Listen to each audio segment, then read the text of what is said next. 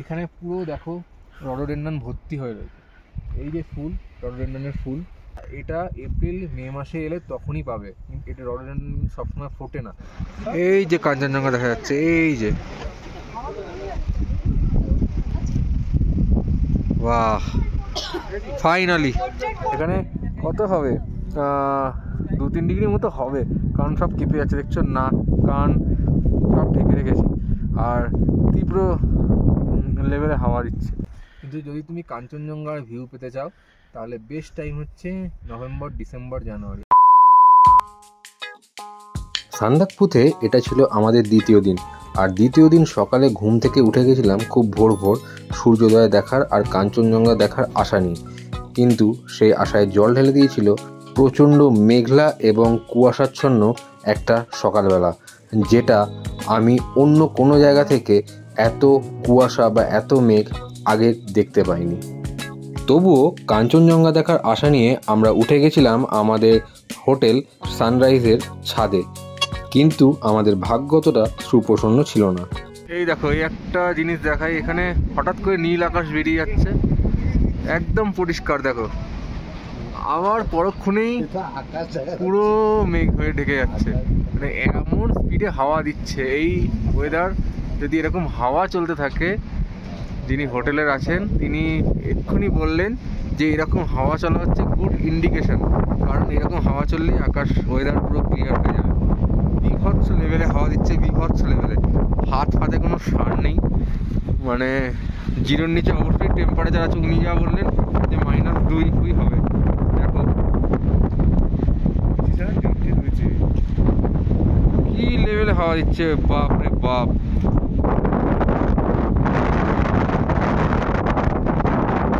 তীব্র মেঘলা ওয়েদারের জন্য এই ভোরে আমাদের যে কাঞ্চনজঙ্ঘা দর্শন হবে না সেটা আমরা বেশ বুঝতে পেরেছিলাম, কিন্তু তবুও আরেকটু অপেক্ষা করতে মন চাইছিল। কাঞ্চনজঙ্ঘা দেখা যাক না যাক, আমাদের চা চলে এসছে।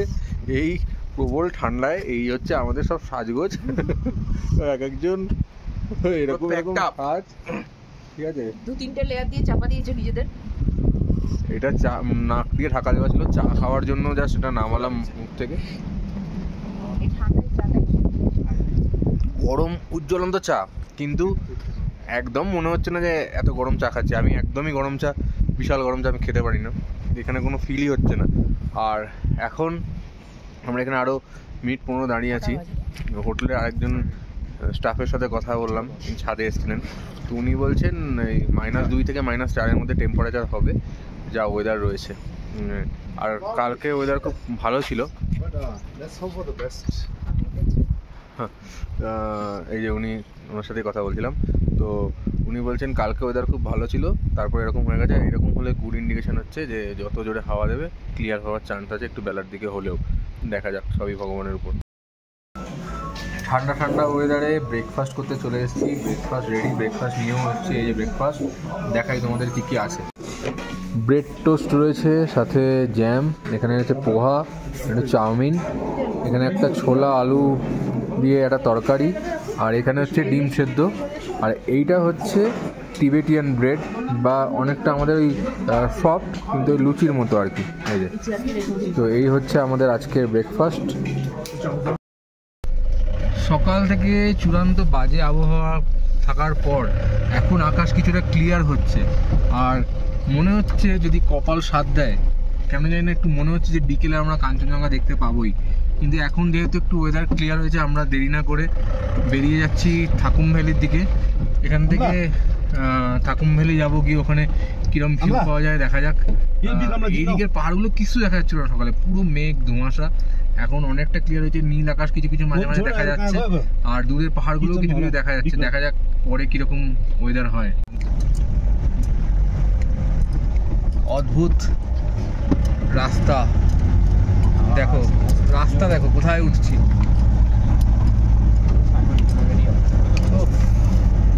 বাস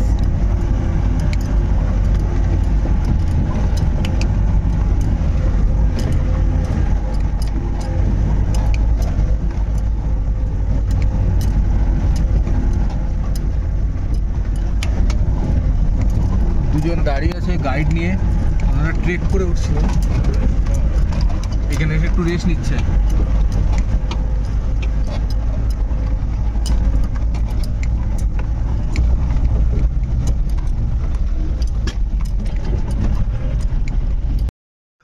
থাকুম ভ্যালি যাওয়ার পথে এখন এসে দাঁড়িয়েছি যেখানে, সেই জায়গার নাম হচ্ছে আল। আর এইখানে একটা ভিউ পয়েন্ট আছে, দেখো এখান থেকে ভিউ দেখার জন্য একটা ওয়াচ টাওয়ার টাইপের বানানো আছে। কিন্তু ব্যাপার যেটা হচ্ছে সেটা হচ্ছে ওয়েদার এতটাই খারাপ, কিচ্ছু দেখা যাচ্ছে না। দেখো এই পিছনে যেটা দেখছো এটা হচ্ছে ভিউ। এখানে কি থাকে, এই পিছনে পুরো নিচটা এরকম মেঘ জমে থাকে, আর ওই দিক থেকে সানসেট হয় বা সানরাইজ হয় দেখা যায়। কিন্তু এখন এই ওয়েদারটা, পুরো ওয়েদারটাই এরকম মেঘলা, ধোঁয়া জমে আছে, মেঘ জমে আছে, কুয়াশা, কিছু দেখা যাচ্ছে না। তবু আমি তোমাদের ভিউ পয়েন্ট থেকে কীরকম লাগতে পারে একটা আভাস দেওয়ার চেষ্টা করছি। দেখো এই হচ্ছে আল ভিউ পয়েন্ট থেকে দেখা যায়। এই যে পোস্টটা দেখছো দেখা যাচ্ছে, এর নিচটা এরকম পুরো মেঘ জমে থাকে, আর ওই দিক থেকে সানসেট বা সানরাইজ দেখা যায়। তো এখন ওয়েদার যা, পুরো এলাকাটাই এরকম সাদা মেঘের চাদরে ঢাকা, কুয়াশা, দৃশ্যমানতা প্রায় নেই বললেই চলে, এরকমই বাজে ওয়েদার রয়েছে। আর এই যে দেখছো এটা হচ্ছে একটা, এই রুমটা বানানো, এখান থেকে লোকে ভিউ দেখে, বাইরে এসেও দাঁড়িয়েও দেখা যায়, আমরা বাইরে দাঁড়িয়ে আছি। তো এটাই হচ্ছে আল ভিউ পয়েন্ট। এটা আমাদের সানরাইজ যে হোটেলটা আছে ওখান থেকে 1 কিলোমিটার মতো ট্রেক করে এলেই এই পয়েন্টটা দেখতে পাওয়া যায়। আল ভিউ পয়েন্ট হচ্ছে 11,570 ফিট উপরে। আর আল ভিউ পয়েন্ট ছাড়িয়ে আমরা এখন এগিয়ে যাচ্ছি থাকুম ভ্যালির দিকে। এখানে তোমাদের রাস্তাটা দেখাচ্ছে এই কারণে, দেখো চারদিকে বেগুনি রঙের রডোডেনড্রন ফুটে রয়েছে, এক অদ্ভুত দৃশ্য। এই দেখো চারদিকে রাস্তার দুধারে এরকম রডোডেনড্রন থোকা থোকা ফুটে রয়েছে গাছ ভর্তি হয়ে। আর রাস্তার কথা তো আর নাইবা বললাম, আগেও বলেছি আবারও বলেছি, খুব খুব খুব বাজে রাস্তা। তাও এখন ওয়েদারটা কিছুটা ক্লিয়ার হওয়ার জন্য গাড়িটা যে ওই দূরে যাচ্ছে দেখা যাচ্ছে। সকালবেলা তো এক হাত দূরের ওয়েদারই কিছু দেখা যাচ্ছিল না। আর বাইরে দেখো ওয়েদারটা দেখতে পাচ্ছ, এরকম ওয়েদার সারাদিন। এখন ফাইনালি এসে পৌঁছে গেছি থাকুম ভ্যালিতে। এখানে বিভৎস লেভেলের ঠান্ডা আর বিভৎস লেভেলের মেঘ আর কুয়াশা, মানে দাঁড়িয়ে আছি চারপাশটা দেখো খালি, পুরো দিকটাই এরকম, এইটা পুরোটাই ভ্যালি, কিন্তু এমনই অবস্থা কিছু দেখা যাচ্ছে না। তোমাদের দেখাই, দেখো পুরো সাদা, পুরোটাই সাদা, কিছু দেখা যাচ্ছে না, দৃশ্যমানতা প্রায় নেই বললেই চলে। আর বিভৎস লেভেলের ঠান্ডা, এখানে কত হবে, 2-3 ডিগ্রির মতো হবে, কারণ সব কেঁপে যাচ্ছে, দেখছো নাক কান সব ঢেকে রেখেছে, আর তীব্র লেভেলে হাওয়া দিচ্ছে। তো এখানে দেখার ভালো দৃশ্য পাওয়া যায় যখন ক্লিয়ার ওয়েদার থাকে।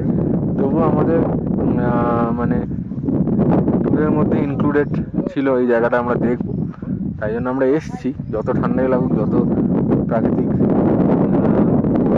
বিপর্যয় হোক না কেন, আমরা জায়গাটা দেখতে এসেছি। জায়গাটা দেখতে মনে হচ্ছে খুব ভালোই হতো, কারণ চারপাশটা এরকম বিশাল একটা ভ্যালি রয়েছে। আমি জানি না, এখানে তো বুঝতে পারছি না কি থাকবে। এই হচ্ছে থাকুম ভ্যালি, যেটা আমি দেখতে পেলাম সেটাই তোমাদের দেখানোর চেষ্টা করলাম। কথায় আছে, জীবন যত সিম্পল, মানুষের মনে শান্তিও তত বেশি।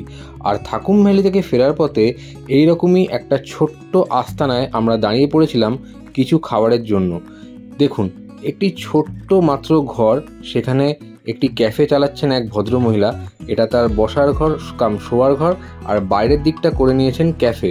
আর কত জিনিস তাতে ঠাসা, কিন্তু এর মধ্যেই জীবনযাপন করে বাঁচিয়ে রেখেছেন নিজের সংসারকে। এরকম জীবন দর্শন আমাকে বরাবরই টানে। আমরা আমাদের খাবার অর্ডার করে জেনে নিয়েছিলাম এখানে বিখ্যাত হচ্ছে ইয়াকের মাংস। আর ওই যে উপরে পুটলিগুলো দেখছেন, এগুলোতে কিন্তু ইয়াকের মাংস শুকিয়ে ঝুলিয়ে রাখা আছে। আমরা যদিও টেস্ট করিনি, তবুও এখানে নাকি এটাই খুব চল। অল ভিউ পয়েন্ট দেখে আমরা গেছিলাম থাকুম ভ্যালিতে, তোমাদের যেটা দেখালাম। থাকুম ভ্যালি থেকে আবার আমরা ফিরে এসেছি সানরাইজ হোটেলের এখানে। কিন্তু এখানেও ওয়েদার এখনও কোনো ইমপ্রুভমেন্ট হয়নি, এরকম চারদিকেই মেঘলা, এরকম ধোঁয়া ধোঁয়া ওয়েদার হয়ে রয়েছে। কিন্তু যেটা দেখাবো তোমাদের এখন, সেটা হচ্ছে তোমরা যদি সান্দাকফুতে আসছো, তাহলে বেস্ট ওয়েদার পাবে হচ্ছে নভেম্বর, ডিসেম্বর, জানুয়ারি। এটার সময় ম্যাক্সিমাম টাইম ক্লিয়ার পুরো কাঞ্চনজঙ্ঘা দেখা যায়, বেস্ট ওয়েদার থাকে। কিন্তু এই টাইমে আসার মানে এপ্রিল মাসে আসার একটা সুবিধা হচ্ছে এখানে রডোডেনড্রন দেখতে পাওয়া যায়। রডোডেনড্রন 3 রকম আমরা দেখলাম, একটা সাদা দেখলাম আস্তে আস্তে, একটা হচ্ছে লাল কালারের পুরো রেড, আর একটা এখানে যেটা রয়েছে সেটা হচ্ছে হালকা ভায়োলেট কালার। তোমাদের দেখাই, এখানে পুরো দেখো রডোডেনড্রন ভর্তি হয়ে রয়েছে। এই যে ফুল, রডোডেনড্রনের ফুল, এটা হচ্ছে হালকা ভায়োলেট কালার। এই পুরো গাছ ভর্তি হয়ে রয়েছে রডোডেনড্রন, পুরো দেখো এদিকে পুরো রডোডেনড্রন ভর্তি। তো এই গাছ চারদিকে এই রকম রডোডেনড্রন গাছে ভর্তি। এই জায়গাটা পুরো মানে যতটা রাস্তা আমরা এলাম চারদিকটা পুরো রডোডেনড্রন গাছে ভর্তি। এইটা তুমি বা তোমরা এটা এপ্রিল মে মাসে এলে তখনই পাবে। এটা রডোডেনড্রন সবসময় ফোটে না, কিন্তু যদি তুমি কাঞ্চনজঙ্ঘার ভিউ পেতে চাও তাহলে বেস্ট টাইম হচ্ছে নভেম্বর, ডিসেম্বর, জানুয়ারি। আবারও বলছি, আমরা কাঞ্চনজঙ্ঘা অন্য জায়গা থেকে দেখেছি, এখান থেকে দেখার ইচ্ছা ছিল কিন্তু সেটা কপালে নেই, যার জন্য পেলাম না। আরেকবার আসবো পরে কখনো। কিন্তু এই টাইম রডোডেনড্রন দেখে খুব ভালো লাগলো। আর ওয়েদারের কথা যদি বলতে যাও, প্রচণ্ড ঠান্ডা এখন এখানে, কম করে 3 ডিগ্রি থেকে 4 ডিগ্রি। আর এই হাওয়াটা যখন দিচ্ছে না, তো কনকনে ঠান্ডা হাওয়া দিচ্ছে। আমি জাস্ট তোমরা দেখতে পাবে, দেখো কীরকম মেঘ উড়ে যাচ্ছে চারপাশ দিয়ে। আর হাওয়া, এখানে হাওয়ার আওয়াজটা ওই পুরী বা দীঘায় যখন সমুদ্রে যাও জলের যেরকম আওয়াজ হয় ঢেউ এলে, ঠিক সেই রকম আওয়াজ হচ্ছে। আমরা প্রথমে ভাবছিলাম জলের আওয়াজ করতে গেছে, ঝর্ণা আছে কিনা, কিন্তু না, এটা হাওয়ার আওয়াজ হচ্ছে। এই বনগুলো থেকে যখন হাওয়াটা উঠছে, গাছে ধাক্কা লেগে এরকম আওয়াজ হচ্ছে। তো এটাই বলার ছিল। ওয়েদার খুব বাজে কিন্তু প্রচণ্ড ঠান্ডা, প্রিকশন নিয়ে অবশ্যই আসবে। এই এরকম গলা ঢাকা, কান ঢাকা এরকম পরে আমরা সবসময় ঘুরছি, তো এটাই বলার। আর এমনি ঠান্ডা ওয়েদার ওয়াইজ বলতে যদি চাও তাহলে অভিজ্ঞতা খুবই ভালো। সকালে এরকম উঁচু নিচু রাস্তা দিয়ে ঠাকুম ভ্যালি ঘুরে আসার পর খিদেটা বেশ জমিয়েই পেয়েছিল, আর আমরাও বসে গেছিলাম আমাদের লাঞ্চ সারতে। লাঞ্চে ছিল ভাত, ডাল, চিপস, একটা ভেজ তরকারি আর সাথে ডিম, আর স্যালাড তো ছিলই। সত্যি বলতে পেটে তখন ছুঁচো দৌড়চ্ছিল, আর এরকম ঠান্ডা এরকম গরম খাবার তো অমৃতই লাগে। এখন খেয়ে ওঠার পর দুপুর 2টো বাজে, এখন কাঞ্চনজঙ্ঘা থেকে দেখা যাচ্ছে এই যে মেঘলা, আবার ঢেকে যাচ্ছে, আবার দেখা যাচ্ছে।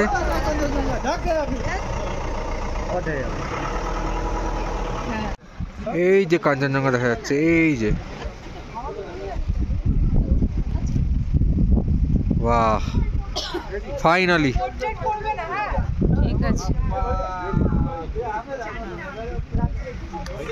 কাঞ্চনজঙ্ঘা দেখা গেল।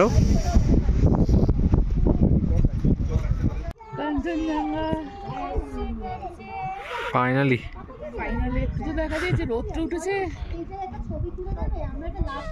एसआरकेर विख्यात डायलॉगेई आछे, अगर किसी चीज़ को तुम शिद्दत से चाहो तो पूरे कायनात उसे तुमसे मिलाने की कोशिश में लग जाती है। আর এই কাঞ্চনজঙ্ঘা এত মেঘলা ওয়েদারের পরও এরকম ভালো পরিষ্কারভাবে দেখতে পেয়ে আমার সেই কথাটাই যেন বারবার মনে ঘুরে ফিরে আসছিল। সত্যি এই সান্দাকফু থেকে এই কাঞ্চনজঙ্ঘার এই অপূর্ব মায়াময় মোহময়ী দৃশ্য দেখার জন্যই তো এত দূর আসা। সত্যিই জীবন সার্থক। সকাল থেকে মেঘলা থাকার পর দুপুরবেলা একটু কাঞ্চনজঙ্ঘা উঁকি মেরেছিল, তখন একটুখানি ছবি ভিডিও তুলতে পেরেছি। তারপর একটু রুমে গিয়ে রেস্ট নিলাম। এখন এসছি পাশেই একটা ক্যাফে আছে, ক্যাফে 3636।